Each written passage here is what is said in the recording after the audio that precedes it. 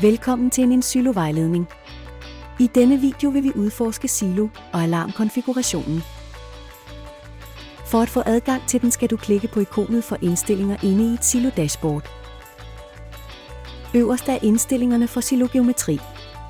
Dem behøver du ikke at ændre eller bekymre dig om.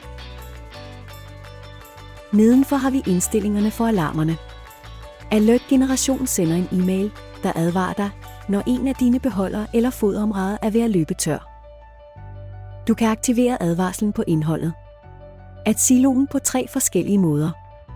Den første, i procent af tilgængeligt foder indeni. Du vælger procentsatsen for hvert område. Den anden er efter forventede dage med tilgængeligt lager. Her vælger du, hvor mange dage du vil have i hvert interval. Og den tredje måde er en kombination af begge. Her, hvis den når procentdelen eller antallet af dage, sender den en advarsel. Nedenfor er der mulighed for at vælge forbrugstilstand. Der er 2 forskellige måder at bruge den på. En første og en befalet er at bruge typisk forbrug. Her analyserer vi ved hjælp af kunstig intelligens forbruget i løbet af de sidste 30 dage og forudsiger fremtiden.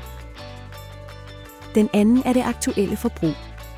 Her bruger softwaren de sidste dages gennemsnitlige forbrug. Når vi bevæger os nedad, er der tærskelfunktionen. Hvis indholdet er over eller under tærsklen, vises der en besked.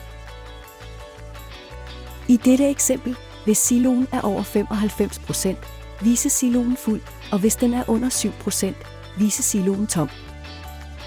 Nederst.